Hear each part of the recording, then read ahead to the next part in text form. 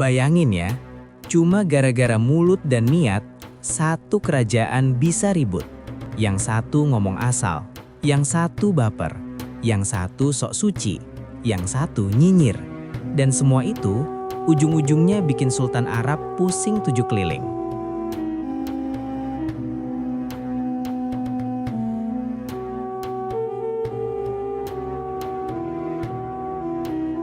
Assalamualaikum warahmatullahi wabarakatuh.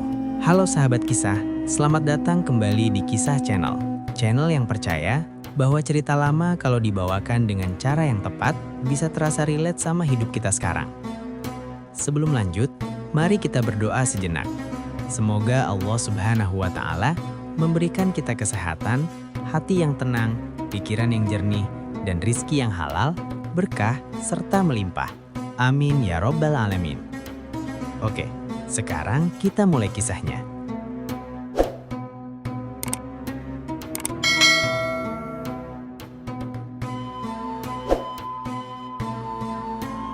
Di sebuah negeri Arab yang makmur, hidup seorang sultan yang terkenal adil. Rakyatnya banyak, hartanya melimpah, istana megah. Tapi anehnya, sultan justru sering menghela napas panjang. Bukan karena miskin, bukan karena kalah perang, melainkan karena rakyatnya ribut sendiri.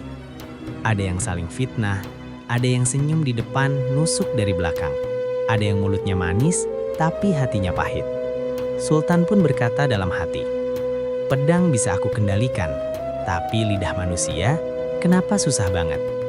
Dan seperti biasa, kalau Sultan sudah bingung, nama itu selalu muncul, Abu Nawas. Tak lama kemudian, Abu Nawas dipanggil ke istana. Datanglah dia dengan gaya khasnya, jalan santai, baju agak kusut, wajahnya terlihat seperti orang yang hidupnya penuh masalah, tapi jarang stres. Abu Nawas membungkuk hormat. "Ampun Sultan, kalau Sultan manggil saya buat kerja berat, saya siap. Tapi kalau disuruh mikir berat, boleh saya mikir sambil duduk." Sultan melotot. Abu Nawas fokus. Abu Nawas mengangguk cepat. "Siap Sultan, fokus on." Sultan lalu memberi perintah.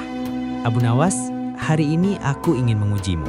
Pengawal menyembelih seekor kambing besar, masih segar, masih hangat. Sultan berkata, "Ambilkan untukku bagian paling baik dari kambing ini." Abu Nawas mengangguk tanpa banyak tanya. Masuk ke dapur, pengawal mengikuti dengan penasaran. Tak lama kemudian, Abu Nawas keluar membawa nampan. Di atasnya cuma ada lidah dan hati. Para pengawal langsung saling tatap. Ini serius, kurang daging apa gimana? Sultan menatap nampan itu. Diam, tapi belum marah. Beberapa hari berlalu, Sultan masih kepikiran dan akhirnya ia memanggil Abu Nawas lagi.